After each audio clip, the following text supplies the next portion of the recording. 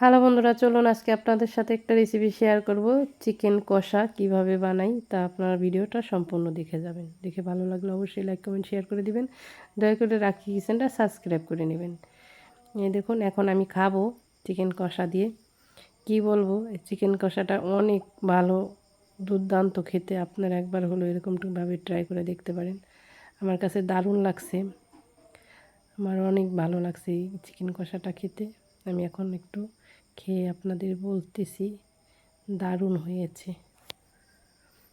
Hello বন্ধুরা, আখি kitchen village food চ্যানেলে আপনাদের সবাইকে স্বাগতম জানাই। আশা করি ভালো আছেন। আজকে আপনাদের মাঝে একটা মূল রেসিপি নিয়ে এসে গেলাম। আজকে আমি বানাবো চিকেন কষা। কিভাবে বানাই এবং কী কী উপকরণ নিছি তা সম্পূর্ণ দেখতে থাকুন। আদা বাটা, জিরা বাটা, রসুন বাটা, ধইনা বাটা, সব উপকরণ মশলাগুলো আমি নিয়েছি। আর নিয়েছি এক ফালি লেবু। লেবু দিয়ে প্রথমেই আমি মাংসটার উপর দিয়ে ভালো মতন মাখিয়ে নিব। তারপরে নিয়েছি বাটা মশলা, দেখুন ধইনার গুঁড়া, জিরার গুঁড়া, শুকনো মরিচ, আদা, লবণ, মরিচের গুঁড়া এবং কাঁচামরিচ বাটা, সব রসুন বাটা, সব মশলাগুলো একবারে দিয়ে দিলাম। দিয়ে এখন ভালো মতন মাংসটা আমি ম্যারিনেট করে নিব। সুন্দর করে মাখিয়ে মাংসটা নিব। মাংস মাখানের ভেতরে দিয়ে দেবো অল্প পরিমাণ একটু সয়াবিন তেল। তেলটা দিয়ে এখন ভালো মতন মাখিয়ে নিব। সুন্দর করে মাখানো হয়ে গেছে। এখন চলুন কড়াইটা গ্যাসে বসিয়ে দিয়েছি। এখন গ্যাসটা ওপেন করে দিব আর দিয়ে দেবো সয়াবিন তেল, মানে সাদা তেল। এখন পেঁয়াজটা একটু লাল লাল করে ভেজে নিব। পেঁয়াজ ভাজার ভেতরে অল্প একটু লবণ দিয়ে দেবো, পেঁয়াজটা যেন ভালো মতন মজে যায়। দিয়ে দেবো দারচিনি, এলাচ, তেজপাতা, লবঙ্গ, 2টা তেজপাতা দিয়ে দিলাম।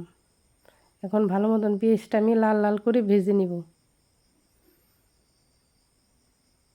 পেঁয়াজটা লাল লাল করে ভেজে নেওয়া হয়ে গেছে। এখন আমি ম্যারিনেট করা মাংসটা ছেড়ে দিব। এই চিকেনের ভেতরে আমি কোনো পানি ব্যবহার করব না। চিকেনে থেকে এইভাবেই পানি বেরোয়।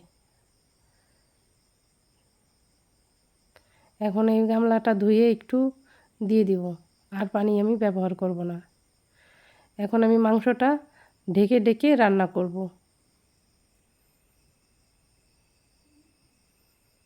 এখন মাংসটা আমি ঢেকে দেব ঢাকনা দিয়ে। এভাবেই ঢেকে ঢেকে রান্না করব।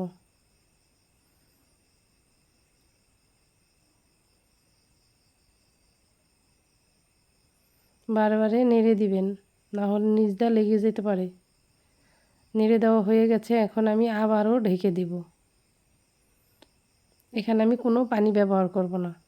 এই চিকেন কষাটা খেতে দারুণ লাগে। আমার এইভাবে চিকেন কষাটা অনেক ভালো লাগে, দেখুন। আর আমি ঢাকবো না।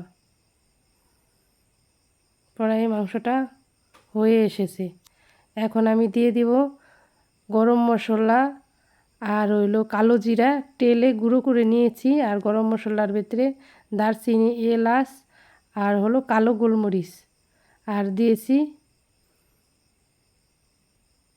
সব মশলাগুলো একবারে দিয়ে দিয়েছি। এখন ভালো মতন মাংসটা নেড়ে চেড়ে ভালো মতন রান্না করে নেব। অল্প অল্প মাখা মাখা ঝোল রাখবো আমি। এখানে কোনো ঝোল রাখবো না, মাখা মাখা রাখবো মাংসটা, তাহলে খেতে দারুণ লাগবে। কালো জিরাটা আমি আগেই গুঁড়ো করে কইটায় ভরে রেখেছিলাম, তেলে গুঁড়ো করে সেই দিয়ে দিয়েছি। আর এই যে দেখুন রান্না করা কমপ্লিট। ভিডিওটা দেখার জন্য ধন্যবাদ।